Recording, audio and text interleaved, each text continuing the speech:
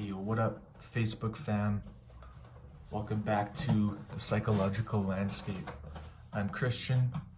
I'm here to talk to you today about the introvert's experience of anxiety, which to me includes internalization, the secret inner world, and the experience of untapped potential.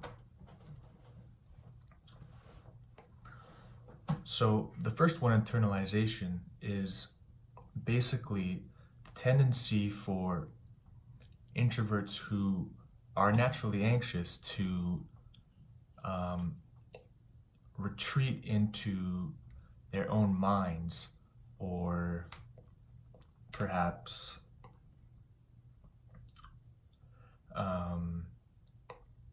react to certain events that that happen to them by going into their head and thinking about, what did I do, or how do I escape this feeling or solve this problem. And this comes from the fact that introverts are just naturally sensitive to stimulation, so their brains naturally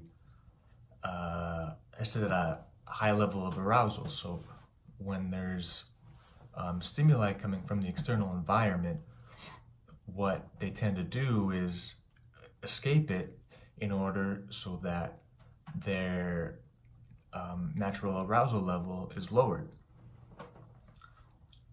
And especially with introverts who have anxiety, this is exacerbated, and the desire to retreat is even stronger.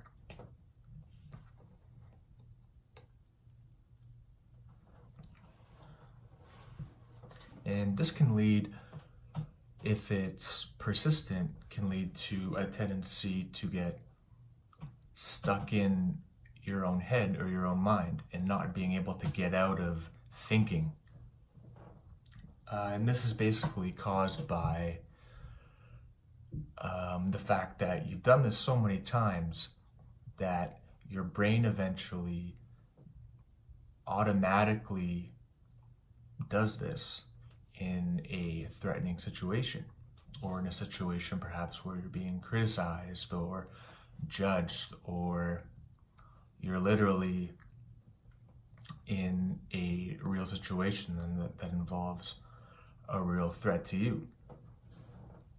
And so, like I said, your brain automatically gets stuck in a habitual pattern of thinking because that's the only thing that it knows. And as a result of this, you actually don't learn other ways of coping with threats or things of that nature. Yes.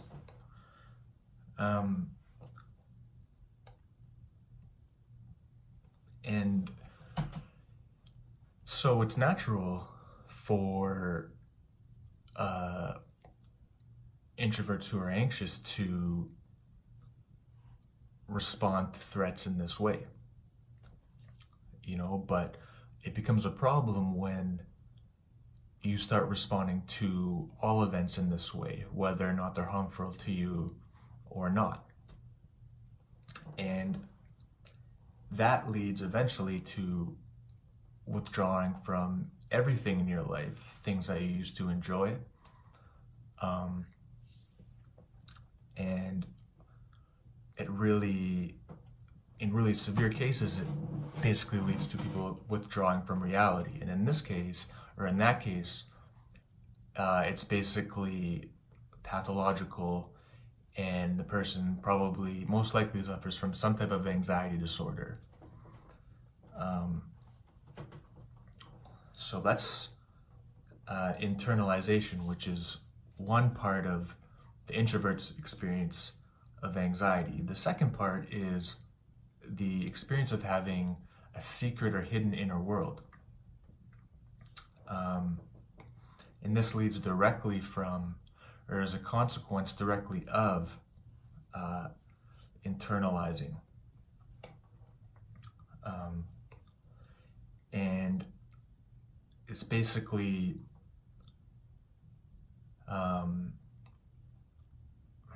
if you start to generalize all of the,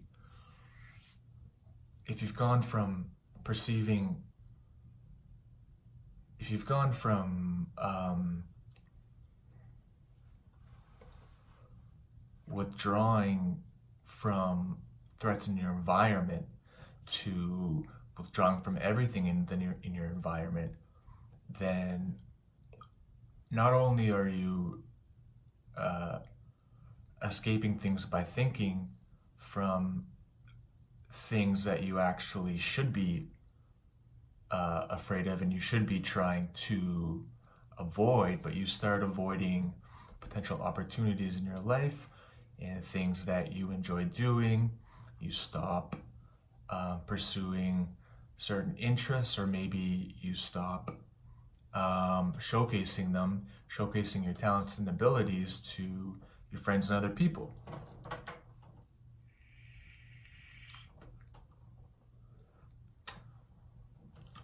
And so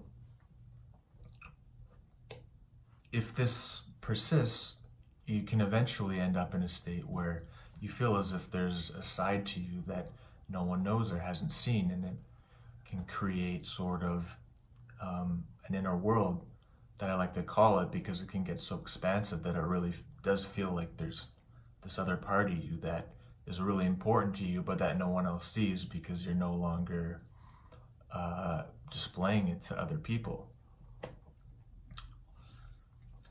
And following this is the third part of the introvert's experience of anxiety, which is a feeling of untapped potential. So if you're not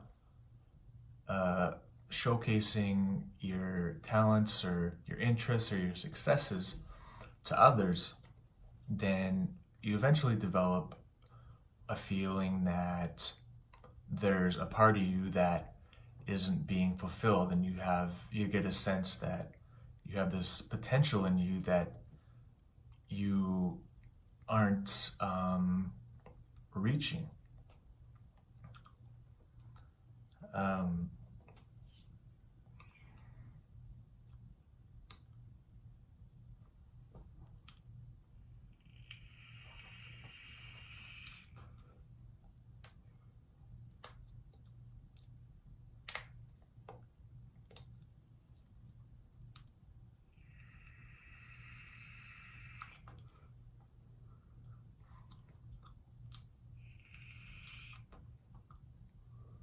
And this can actually be a really sad kind of outcome of the tendency to internalize everything in your environment, because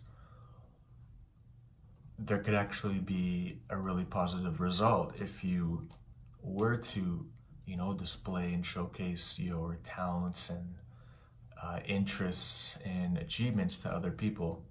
It could really develop into, a really meaningful hobby, or perhaps it could develop into some sort of career opportunity. The thing is that the most important part of it is that you actually don't know until you actually get out of your own mind.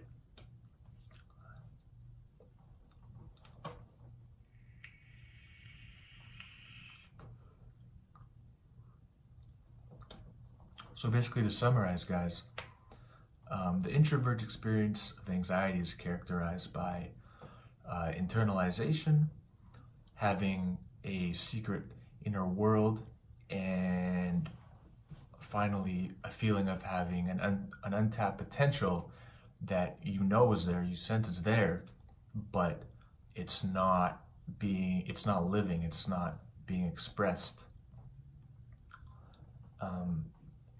So yeah, I'm going to be posting a follow-up video. It's probably not going to be the next one, but it will be coming up shortly.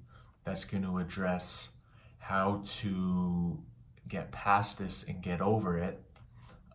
Being an introvert, you're not going to be able to change that.